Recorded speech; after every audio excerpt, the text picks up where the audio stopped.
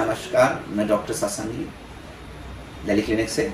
और आज मैं विटामिन डी के बारे में आपको बताऊंगा कि कौन से कॉमन फैक्टर्स हैं जिसके कारण गंजापन प्रोड्यूस होता है। हम पूछते हैं ना क्या कारण है मेरे गंजेपन के। सो फ्रेंड्स, गंजापन ज़्यादातर 40-45 ईयर्स में इंड्यूस होता है क्योंकि विटामिन डी कम होता है, और विटामिन डी अगर यंग एज में कम है तो भी आपका ये गंजापन तेजी से इंड्यूस होता है। चाहे वो एंड्रोजेनिक पैटर्न हो, चाहे वो एलोपेशिया एरिएटा इन्फ्लेमेटरी पैटर्न हो, दोनों को ही इंक्रीज होते हुए देखा गया है। सो विटामिन डी के अभाव में केराटिनोसाइट्स जो हमारे सर पे पाए जाते हैं उनकी डिवीजन कम हो जाता है, बालों की ग्रोथ होना बंद हो जाती है, बालों की हेयर साइकिल रिड्यूस हो जाती है। जो 1-1.5 साल तक ग्रो कर रहे थे वो अब 3-4 महीने में गिरते हैं, और रिप्लेसमेंट स्टंटेड या बिल्कुल ना के बराबर हो जाता है। जब हम डर्मास्कोपी करते हैं तो हम देखते हैं कि सर के ऊपर काफ़ी स्केल्स निकल रही, डिस्कॉनेक्शंस हो रहे हैं और बालों की रिप्लेसमेंट बिल्कुल नहीं है। तो ये सब विटामिन डी की कमी से पाया जाता है। तो फ्रेंड्स, विटामिन डी को आप लेकर चलिए कि ये एक इम्पॉर्टेंट पैरामीटर है। इसलिए हम लोग जब बायो मार्किंग करते हैं, सो बायो मार्किंग के दौरान हम ये पता कर लेते हैं कि भाई किसी का बाल गिरने का केस है तो वो साइंटिफिकली क्या उसके पीछे कारण होते हैं।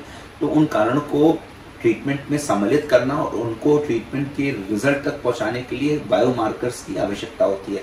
सो बालों के केसेस में इंपॉर्टेंट बायो मार्कर्स होते हैं विटामिन डी, नंबर 2 फेराटिन है जो कि एक प्रोटीन है, आयरन हेम प्रोटीन, और तीसरा B12 बहुत इंपॉर्टेंट फैक्टर है। ये भी माइटोसिस और बालों के डिविजन्स के लिए इंपॉर्टेंट है, ओवरऑल स्किन बालों बॉडी की हेल्थ के लिए इंपॉर्टेंट है।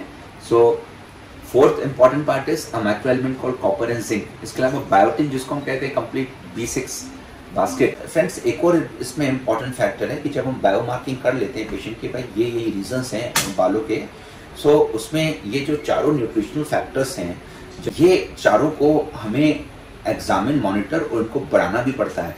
अगर ये बढ़ जाते हैं पेशेंट के पार्टिसिपेशन से ट्रीटमेंट के साथ तो रिजल्ट्स परमानेंट भी होते हैं और लगभग इरिवर्सिबल भी होते हैं। अगर ये चीज़ें नहीं बढ़ी और हम जितने भी ओवर द काउंटर प्रोडक्ट्स देखकर यूज़ करते रहे, अलग अलग ऑयल्स यूज़ करें, मिनॉक्सिल बड़ा कॉमनली लोग यूज़ करने लगते हैं, फिनेस्ट्राइड और डिफरेंट तरीके की H1 अलग अलग ब्लॉकर्स भी यूज़ करने लगे, लेकिन ये सब तभी कारगर होंगी जब हमारी न्यूट्रिशनल फैक्टर्स पहले की तुलना में बढ़ चुकी होगी।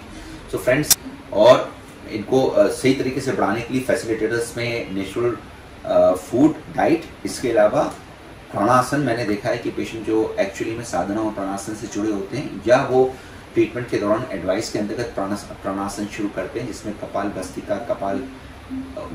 भस्त्रिका ऐसे नेचुरल और अनुलोम विलोम जैसी बेसिक प्राइमरी एक्सरसाइजेज वो रेगुलरली 5-10 मिनट सुबह और शाम को शांति में कर रहे हैं, तो उनकी लाइफ फोर्स प्रोबेबली बहुत तरीके से बूस्ट होती है और बॉडी में वो फैसिलिटेट करती है कि आपके खाने में जो चीज़ एब्जॉर्ब नहीं हो रही थी वो एब्जॉर्ब हो।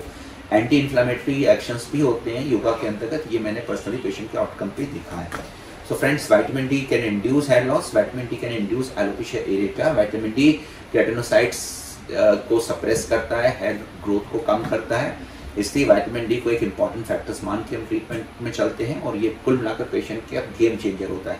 सो फ्रेंड्स, इसको सुनने और समझने के बाद मुझे पूरी उम्मीद है कि आप इसके ऊपर वर्क करेंगे, आप जरूर पसंद आता है अपने लोगों में बांटें, खुद इसका इस्तेमाल करें, और don't forget to like and subscribe because it helps us to make more videos for you. Thank you. मैं आपके अंदर बैठे ईश्वर को नमन करता हूँ। All the best. Thank you.